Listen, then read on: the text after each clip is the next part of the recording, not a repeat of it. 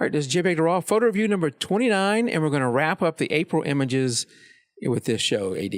I've had a few questions. Hey, are you guys still doing a show? Yeah, we're actually doing it. We're actually doing it more often than we first were doing it. We're doing once a month. Now we're trying to do twice a month or every other week, however that works out. But with that, there are going to be times when we miss, and we'll be a little bit behind. So right now we're doing April. We're wrapping up we got a week or so left for the June images, but we'll be moving on shortly to the May images. So we're always going to be a month or so behind. So I think people are eager to have their images reviewed. And that's the comments I've been getting back. Hey, when do I get to do that? Because the guy who won our May contest was wanting to send a review to one of his friends that, hey, he wanted him to watch your review, AD, of his image. Oh, cool. So we'll get to that. I know Jan entered in May, so there's some good images coming up in May that we'll do, but that will be next show. So how do you enter? You go over to jpegtoraw.com/contest. You can enter either the beginners group, the regular group. There's a link right there where you can upload through the website. Every month somebody does that. Leonard's through that way. If that's the way you want to do it, that's fine. I think there's like a 2 meg size limit, or maybe I increased it to 5, but it'll tell you that feedback. If you don't want to enter that way, the easier way is to just go over to our Facebook group, which there's links right there to the beginners and the regular. And at the top of the group is the post the album where you would enter. This is the regulars group. There's some awesome entries this month, by the way.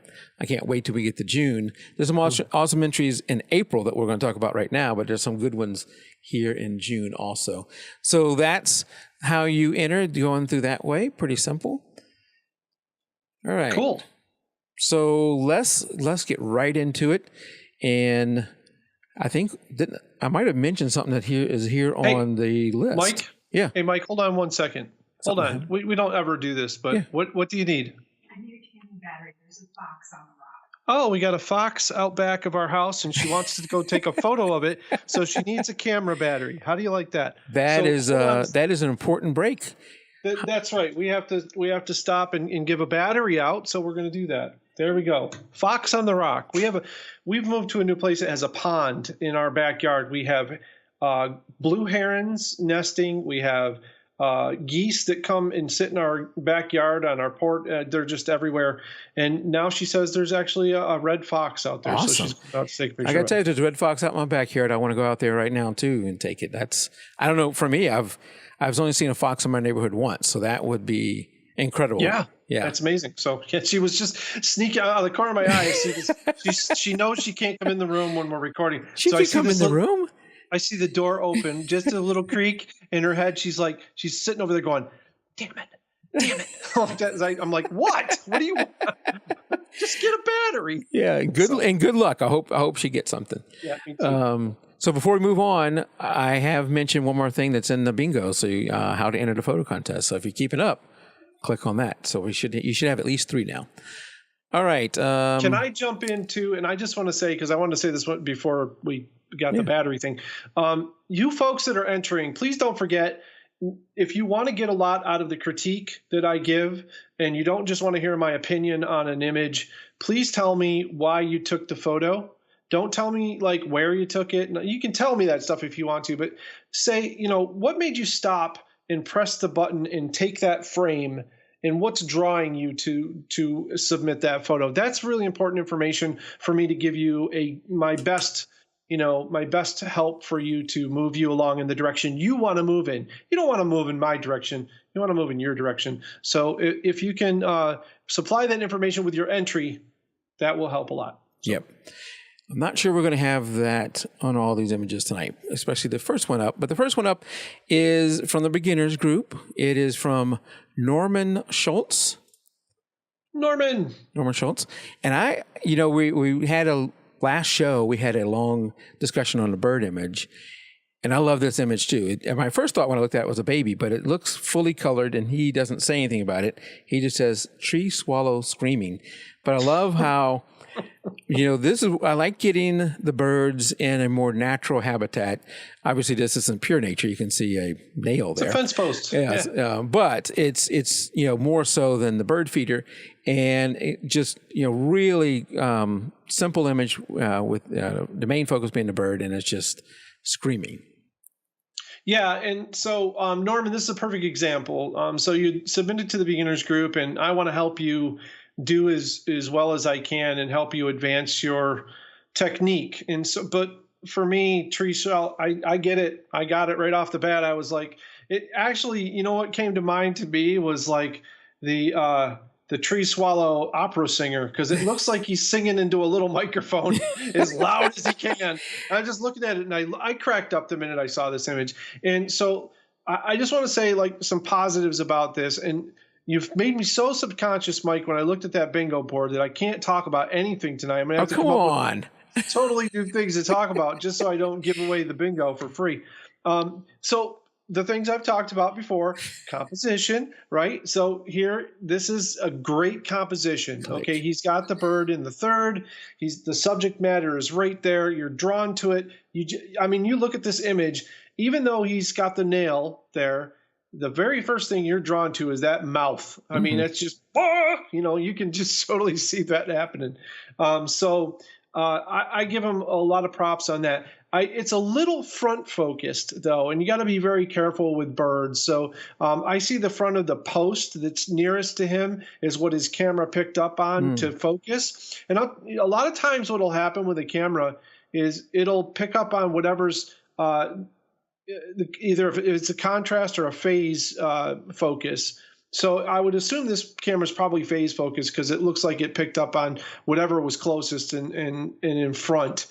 So that's what would happen there. If it was a contrast focused camera, then it would have probably looked at the areas of most contrast, which would have been at the head of the bird, and it would have picked up on that as long as he was using a wide enough range for focusing. So that would be my only criticism of this image. And I call it a criticism because I don't really have a lot to go on. Norman's not like, he didn't submit to me, what his thing was here. I can kind of, assume he wanted to take a picture of this bird in an amazing moment, and he got that.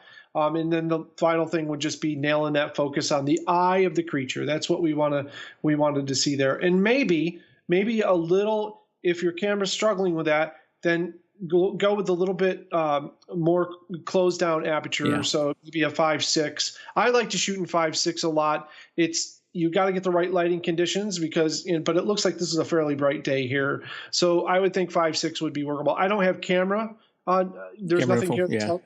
Yeah, I don't have any of that to help him in there. And, he's in the beginners group. So I have to make assumptions, which is my pet peeve is I do not like to assume with anybody. So Norman, keep on the good track. This is an amazing capture. Keep submitting images and give me more to work with so that I can work with you. So that would be my advice for this image. But excellent job and keep it up, man. It's just really good. So for me, I don't know what lens he's using. He didn't give us any information, but when you have a lens that's a 2.8 or something like that, you still want to shoot at 2.8 and blur that background. But in this image, it's only one bird, but a lot of times you get birds interacting and they're not on the same plane. And if you're shooting everything at 2.8, you're going to have one in focus, one out of focus. So a lot of times you just got to you stop that down a little bit and get a little bit more depth of field so you can get multiple things in focus. Yeah, and it's important to know too that so it's going to be hard to demonstrate this with hands, but when you're using let's just say let's take two lenses for comparison. We have a 50 millimeter 1.4 and we have a 200 millimeter 2.8. Now you can shoot the 50 1.4 at a close distance and get a nice bokeh background. The closer you are to the camera, the deeper the focal depth. And as you move, or the narrower the focal depth, as you move away, the focal depth gets larger. Okay. So if he was using, let's say, a 200, I'm going to assume he wasn't 10 feet away from this bird. If he was, wow. You can make many millions. Right. Exactly. But I'm assuming he probably used a 200 millimeter lens here. If he did, then you can shoot at 5.6 and still get great bokeh because you're going to be far enough back that it's going to blur that background without having to do the 2.8 or a f4 or whatever. So you can get that little bit of extra. I usually will start at f8 with every scene that I do. I'll start at f8, and then now this is not these days. I really know what I want when I go out there to shoot. I set it, I go and shoot. But when I was practicing a lot more and I didn't know how did I get this clear? How do I get the depth and get it right? I would start at f8 because f8 is what manufacturers, that's what they shoot for, equal focus out to the edges of their lenses. So f8 is kind of always the sharpest that you're ever going to see the lens off the shelf. And some lenses go to f22 and stay sharp. Some go down to f2.8 and stay sharp. And those are the lenses you pay that big money for to get that, right? And you know darn well, if you tried a lot of different 70 to 200 lenses that are f2.8, they're not all created equal. Some of them have good focus all the way across the range and some don't. So start at f8 and then adjust accordingly if you're practicing with these images, and that will help you. And of course, light will dictate some of that as well, and ISO and the whole 9 yards. Yep. So, yep. Very good. Good stuff. So we got several there on the bingo thing. We got thirds, composition, and then one I forgot. Mike mentions Facebook group, so you should have quite a few. All right, that was it for the beginners group. We did some of the beginners last time, so that was the last one for the beginners. So now we're going to move into the regular group, and I forgot to mention, but both groups, the theme is just open, so there is no overriding theme. Next one, we hadn't seen an entry from him in a while, but I always love seeing his images. Michael Demagall, and if I remember right, he had some surgery in his hands or something like that. Didn't he have? Yes, he's a bass player, and he did have surgery on his hands, and I guess everything turned out all right. It was on Facebook, and I had left Facebook, so I'm not really sure. I'm not really sure where that ended up at, but I hope he's all right. Yeah, I hope so too. But this is another one from him, and he says, "Hotheads, I took this one last summer. Last summer, when you set ping pong balls on fire. Crazy things happen. Things happen." Well, that's a problem right there. Last summer, you got to be the month of the thing. But anyway, I didn't catch that. Anyway, Michael, it didn't win, so we don't have a controversy there. Just we'll move on. But So this is not, from what I understand, is not Photoshop. This is actual. Yeah, I don't know. I don't have any more information on the image. I will say that it's interesting. So you send me the images in a nice file set up in a slideshow inside of Google Docs. And so it's great for delivering the photos. We can stay connected, and I can see when the stuff arrives. But you know what it did to this photo is it because it's black all the way around, it's a big wide shot. And so when I first saw this, the very first thing I thought was, "Oh, Michael, you gotta crop that down because there's too much space around the outside and your subject matter." But I can't. So on my screen, all I see is this big landscape shot because of the black borders. Isn't that weird? So is your background black? Yeah, and so on your screen here on the broadcast that I can see, I see it's a 1-to-1. Oh, yeah. I see what you're saying. Which is perfect. Yeah. And that's perfect. So I love Michael's creativity. We talked about this before and see if we can get him on the show at some point in time. I'm gonna put out a bold suggestion to you. I love doing this to you when we're on a show because then you got to follow up and deal with it. And that's always my thing to do. But no, you don't need a pen. Okay. I think you should get this gentleman and also the next person who is on our list that we're going to look at the next photo. I think those two people should be on a show together about how they have nurtured their creativity since they have been watching this show. Like, that's a great idea. A viewer's special, right? And just because these two guys, week in, week out, and I know this is, his is from last summer and whatever, but Michael's been doing the same thing. Mm-hmm. He really is pushing the envelope with trying new things. Hey, and I will tell you, sickness and injury will force you into the studio.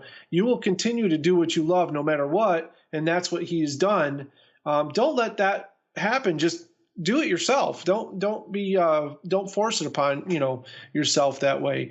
Because I went through it too, and I was sick, and I still wanted to shoot and learn stuff, and didn't want to, it gave me something to do and keep my spirits up. Right. And so I was practicing with stuff in the studio and trying this different stuff, and it's great for everything. I mean, it's helped me immensely with a lot of different aspects of photography. So yeah, no, that's a great idea. So I don't know if the next person is watching right now, because they would be surprised when they see their name come up.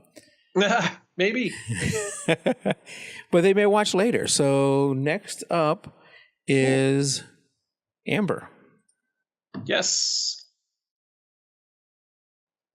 And she says, she's been doing a lot of composites, been doing some really good composites, but the only two things in this image that are composited in is the ripples for the reflection, like the water reflection for the boat, and the balloon.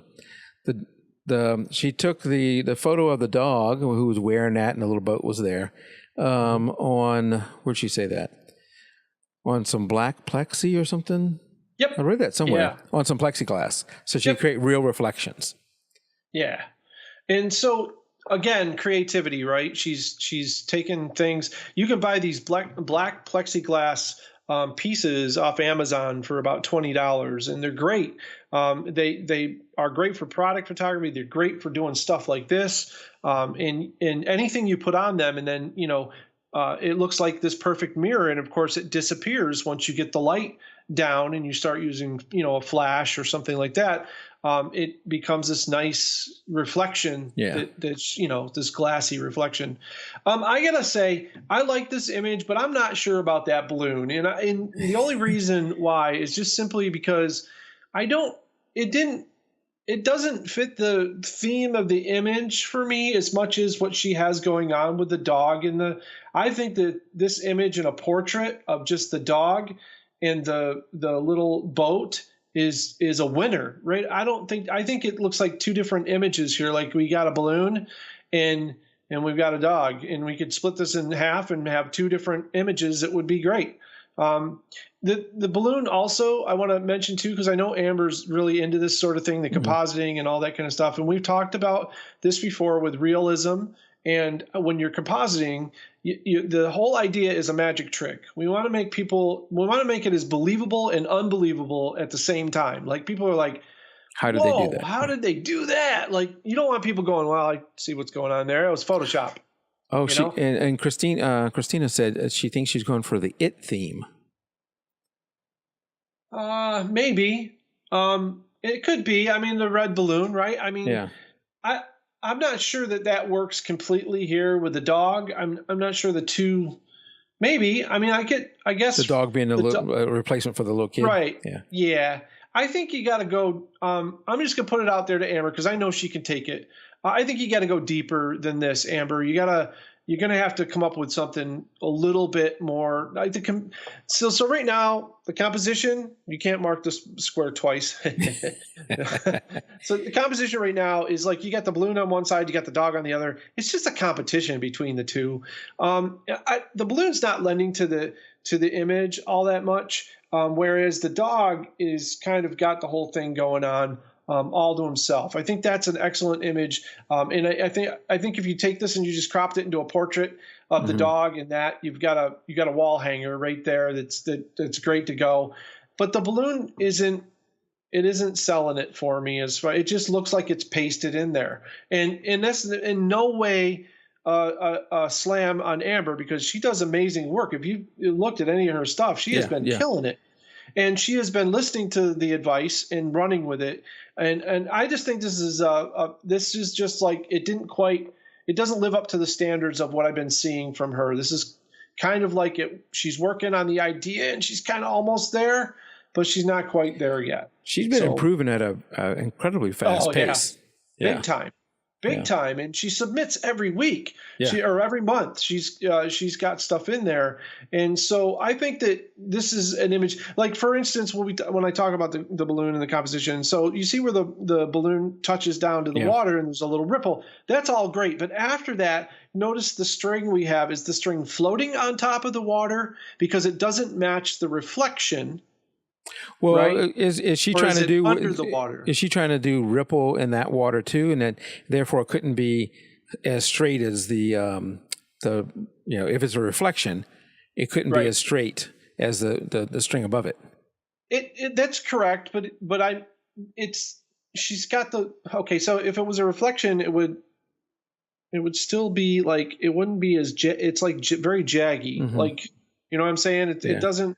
And also the angle of the ripple, and this is just something with compositing that's very important, Amber. So listen up. Here's the important part. If you look at the ripple and the angle that the plane is at, and then you look at the plane that the dog is at, they're at two different angles. So you've got the ripple going at one angle, and you've got the dog at a different angle. And those have to match in order to make it believable. So you have to think vanishing points, and you have to think perspective there. So it's just, compositions are tricky. Yeah, it's tricky with this. Maybe the closer to the dog.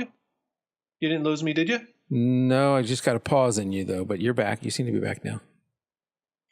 No, it's been fine here. Yeah, so far. You're trying not to move around a lot.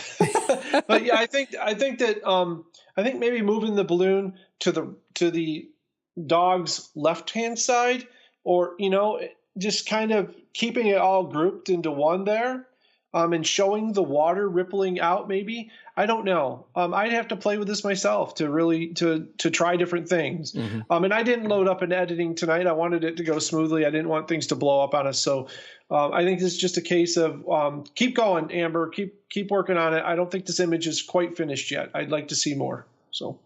Yeah, and Christina says she loves the lighting she did with the dog. The catch lights in the dog's eyes are perfect. Yep. Yeah, oh, absolutely. Yeah, all of that is. A lot of times I don't say things, and that means that they nailed it. So yeah, absolutely. Everything about the image is presented well. I think it just comes down to the way it's put together right now. The two are fighting with each other too much in the overall composition. You get the balloon on one side, and that's fighting with the dog, and not. All right. Amber will get it. Amber will get it. And up next is an image by Christina. Yay! This one here. Let me find her name.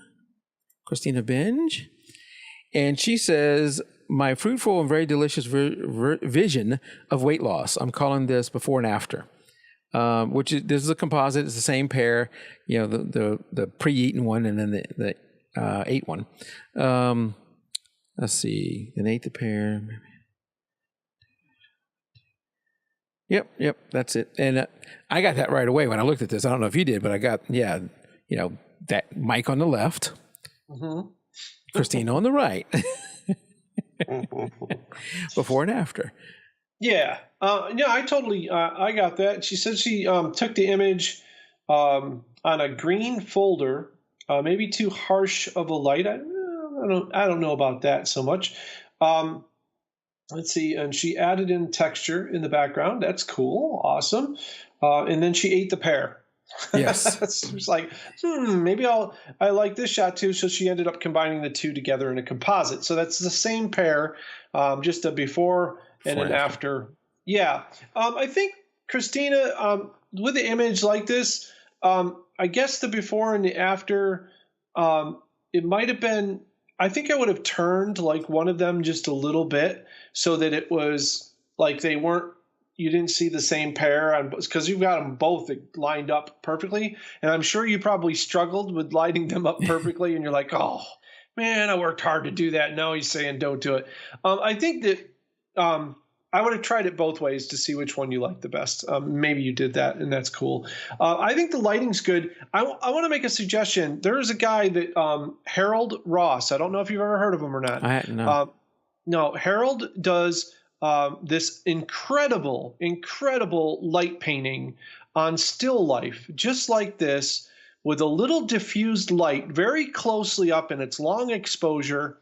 And I want you to try it with your still life. I think you would totally like kill it. And you've got to look at some of his images. And just look up Harold Ross. I think it's haroldrossfineart.com or I don't know. He was on the Janice, the Macro Photography Live show this week, and his images, the light is just so like you just want to eat every image, and it could be a picture of a train wheel or something, and it's just like, oh my God, it looks delicious, and you're like, it's a train wheel. You don't eat train wheels, but it's just you've seen images where the light is just like, yeah, wow, and he does not do a lot of post-processing at all. It's almost all done just by the light painting alone. You really should take a look at that, Christina, if you can.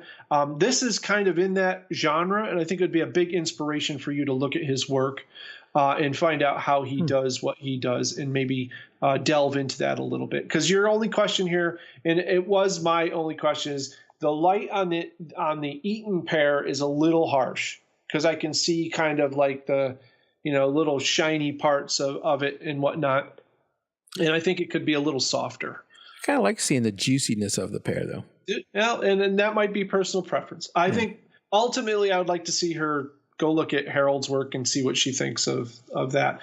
Other than that, what did you think, Mike, on the focus depth of the pear, the full pear? Did you think it needed to be fully in focus all the way, or do you like it that it's bokeh out in the front a little bit? I would like to see it in focus in the front, yeah. Yeah, I think for me too. I want to see that texture.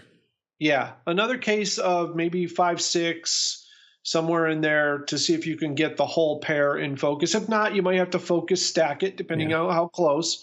That's a whole nother thing that you can learn in Photoshop, how to focus stack. It's not hard. In focus, Photoshop does a really nice job of focus stacking. So I think it's a great idea, and it's a wonderful experiment. Christina, again, another one of the folks that submits every month, and every month she shows leaps and bounds in what she does. So it's awesome. Keep submitting. Very cool. Love seeing her images. And so if you're playing along with Bingo, he came close to saying one of the words. He didn't use it, but he did say Photoshop. So there you go. You got another one. All right.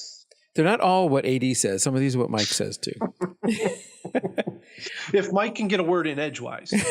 Hey, you're the talent. I'm just here to do these things. All right. Up next is this one from Stephen Meese. There we go. There's his name, Stephen Meese, and didn't give us a lot of information here. AD just says Madonna of the Crown. And I'm not familiar with this area at all, so I don't know. That must mean something for this scene. Yep. And I want to get more into landscape photography myself, AD, and especially where I'm going on a trip. I almost wish I could take you with me, but that would be a little awkward. You can, Mike. Be a little awkward for me, you and my wife, to be in one room.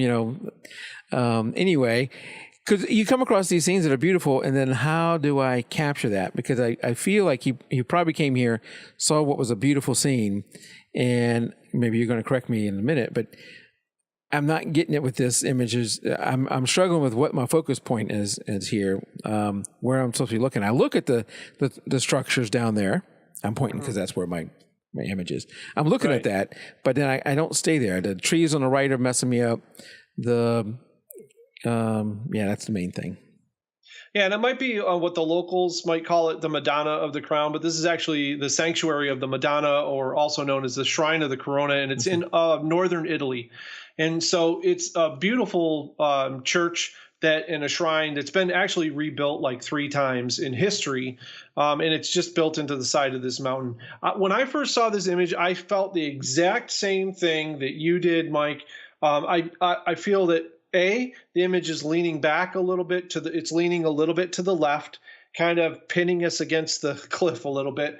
And then there's too much foliage, like the trees. We always when I go to shoot something, I always like to have the foreground trees like surround my shot, right? Yeah.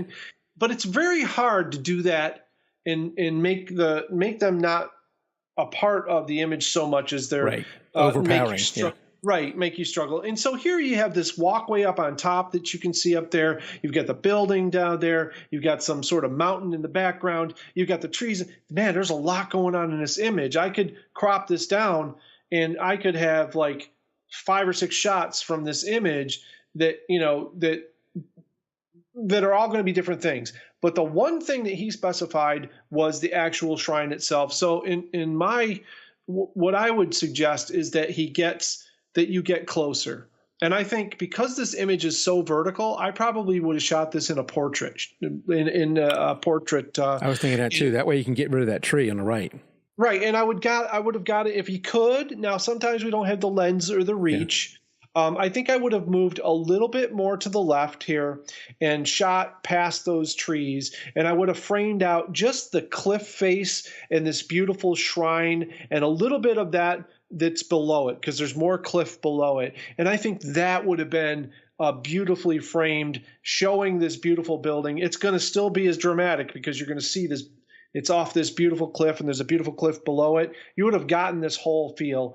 A lot of times when we go to a place like this, we're taken in by this whole big, wide expanse, right? But the camera doesn't really translate that really well sometimes. So I think in this case, all of this extra foliage and stuff, I would have tried to reach beyond that and got the important part here, which is that chapel tower. And whatnot. And and Jan, we've talked about this before, the watermark. I totally get it. I down in the corner, a little bit less conspicuous. Don't draw my eye away, because as much as I try not to look at it, and I didn't pull this into Photoshop and just erase it because I could, it is a little distracting down there because it is light and the church is light, and those two things are kind of vibrating back and forth when you look at it between his name and the church. And there's some little white spots too down in the lower right hand side. It was probably water or more rocks down there that were showing through the trees, and also the rocks that are on the right on the mountain in the far. They're kind of competing as well. So you've got all this kind of just a lot of stuff going on. And so when you have a scene like this, what did Harold say the other night? It was great. He was talking about, figure out what your subject of the image is. And if this other stuff in the image is not lending to your subject, get rid of it. Yeah. Just get rid of it. You've mentioned that before too. Yeah. Yeah. And if you could take a shot like this, if you want to remember the walk on the cliff and all this kind of stuff, because I'm sure it loops around and it goes over that top part or whatever, that's fine. Take that. But I think if you're looking for like a contest or, you want to sell the image or something like that, we want to see that villa. You can get much closer to this. And I didn't pull any of these images out and put them in Photoshop tonight because we didn't, for time constraints and whatnot. But that would be my suggestion. Play with the crop a little bit, man. We've said it before. So play with the crop. And he can try what different. I just think I would trying to get you to say one of the word the bingo things.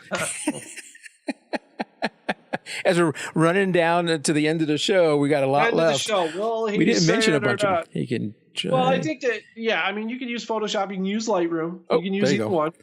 Lightroom. You can use the crop tool and try different cropping methods. I would probably do portrait and reduce this down to the building in the lower right hand section of the photo, and then the cliff and all of that up above it, kind of looming over it. But you can try different things and see what you come up with. Okay. I'm trying to get you to say different positions, but that's all right. That's all right. Because you already said try something different. They already had that one blocked off. All right. Last up. Specificity. Last up is this one from Angie Snowden. I don't think Angie has submitted in a while, but she says, let me get to the part where we're talking about it. I think she just said this is her boy playing with dinosaurs. And, for me, this is more of a snapshot. I think if you wanted to improve this one, it would have been, I always like getting down to the level. This hovering above shot is not doing a lot for me. But if you wanted to get some emotion there, I guess he's looking back at a tablet as he plays with the dinosaurs. Typically, I like to see the child's face. I think you could have had a powerful image if you were coming from underneath and had him with, playing with his dinosaurs. I know when I was a little boy and played with my dinosaurs, I might have had them, attacking another dinosaur or something like that. And I'm sure I had emotions in my face as they were going on the march. And you could have had something there as you get from a lower position and get him looking at his dinosaurs. Not looking at you, but looking at the dinosaurs. Yeah. And so, a couple of suggestions here. And Gary makes a good point. I think this is a very Rockwell type photo in that it could have been. It definitely is in the coloration of the image. The toning of the image is amazing. I love the colors going on. I'm a sucker for a vintage kind of filmy kind of look. This is right in there, perfect. But there is just way too much overbleed in this photo of things going on. There's lamps in the background, and there's all sorts of. There's a Tigger back there, and there's a trash can, and there's just a little bit too much of that, and not enough emotion in joy, or maybe he's making a rawr face or something. I know when I play with my Fallout guys, and I also have a Pickle Rick, by the way. I play with Pickle Rick, when I play with mine, I'm making like a. That's what I'm doing. Yeah. So I think that in this case, it's get there with the camera. I think the other thing is you notice there's a lot of flash reflection. So you're directing your flash at the kid, and you probably should bounce it in a room like this. You probably should bounce it off the ceiling.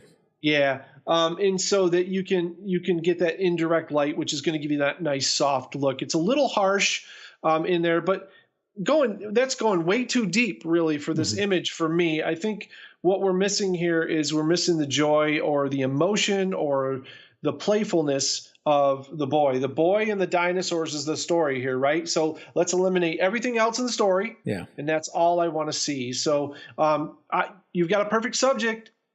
Kid and dinosaurs. Yep. So I'm sure this isn't the only time he plays with them. So stalk him with a camera and hunt for that one shot. And while he's hunting dinosaurs, you can hunt for and do the same treatment because it's amazing. I mean, the color and everything's beautiful. Love that. And so I can fill in one of the blocks here. Start with the basics. I love getting down to the subject level. Get down to the subject level. Try that. That doesn't work. Try some different positions. There you go. There's another block. Different positions to come in at from shooting the child. I'd like typically I like to see the person's face. Not always. Yes. Not every image needs that. But, with this one, I think you have a shot. And like you said, he probably plays with these quite often. I know when I was a little boy, I played with my, action figures or whatever they were quite often. So you're going to have lots more opportunities to do that. Yeah, and it's quite refreshing, actually. See, I know that he's probably watching a cartoon or something there while he's doing this, but it's quite refreshing to see kids actually play with toys rather than have their face stuck in a television set or a computer or a tablet. Even though the tablet is still there, I even see there's like another tablet on the other side. But at least he's got the dinosaurs there. Yes, that's just a glimmer of hope. Glimmer of hope. Maybe they'll go outside. Good work. Good work, Angie. I just keep submitting and keep letting us know these great things because that's awesome that you gave us some background on what you were doing there. Yeah. So. Thanks, Angie. And that is it for the April images. We move on next time to the May ones. We'll have to talk in the post show about when because I know you have a trip coming up. I have a trip coming up, so we'll talk about that afterwards. But before we head out, I want to go over and let's get this. So no one said they got bingo yet, but you have a little more time. You have a little more time to get bingo because I'm going to mention at least one block here coming up. But go over to the explorographer.com. That's where you can find everything AD. Over there, you got who is AD. And you go on down, and there it is. And you got all his connections. You can contact him with the form there. And you got all his connections right here to stay in touch with AD or get in touch with AD. And you have a store. I do have a store. Finally, I'm getting it kind of fleshed out a little bit. Yeah, there seems every time I go there, seems to be more there. But You have now Luminar, Aurora, Lightroom, Photoshop, all kind of different things that is in your store. And anything else in here I should mention? Well, I got the new limited prints coming, and we also have I also have an On One section coming, cool. and Nick software tools, Nick's tools coming as well. So some presets for those. Okay. Yeah. And speaking about your On One, if we go over to Patreon, which you Yay. do generally once a week, you do a Patreon. You did an On One Yes. thing this week. And yeah, On One just released 2018.5, and it is really it's a contender now for sure, a real contender. Yeah, I didn't get to see the whole thing. I'm gonna have to watch some of the recorded version, but I got to see at least the second half, and it was pretty impressive what I was seeing. So if you're someone who wants to see when AD does these again, and generally do them either Monday or Wednesday, sometime during the week. If you want to see when AD is going to do it, you need to become a Patreon of thecreators.com, which is your Patreon page, right?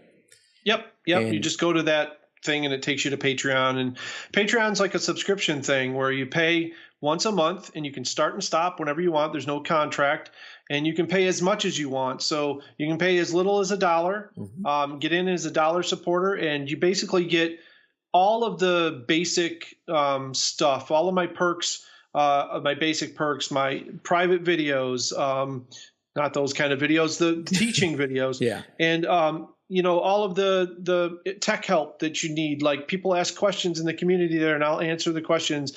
And then they have other tiers that are like personal, like if you want a personal trainer for photography, or a personal trainer for your website or podcasts or any of that kind of stuff. Janice Sullivan is now at the $75 tier. Whoa. And I actually produce a show for her twice a month. So she basically told me what she wanted. I put it all together, and I broadcast a show for her and handle all the production. All she does is call me on Skype, and I handle the rest in the background while she interviews her people and does all this stuff. Awesome. So that's the kind of stuff that we do. If you want to take your photography business, you want to start doing webinars online and stuff like that, come over, hang out, and say hello. And yeah. Yeah, so you can, like you said, you can do this for as little as one a month. You can do it for 75 or even more, depending on what you're wanting to get. And you take feedback from us. If you're a subscriber, what do they call it? Patreon. When I'm a Patreon of your Patreon. You're a patron. A patron. When I'm a patron. When I'm a patron, I get to give you suggestions. Yes. On things that I want hey, it'd be awesome if you did an On One. Or Aurora. I think I was one of the ones that asked for, hey, let's do an Aurora one tutorial, and then you will do it. And it's, an hour or more long that you spent going through that. And it's awesome stuff. And if you're there live, you get to ask, questions and do stuff like that. So it's awesome to look at, to watch. And I try and make them as often as I can. So go over to Patreon, thecreators.com, and, subscribe if you become a patron. Yep. That's it. All right. So I don't know if anybody got bingo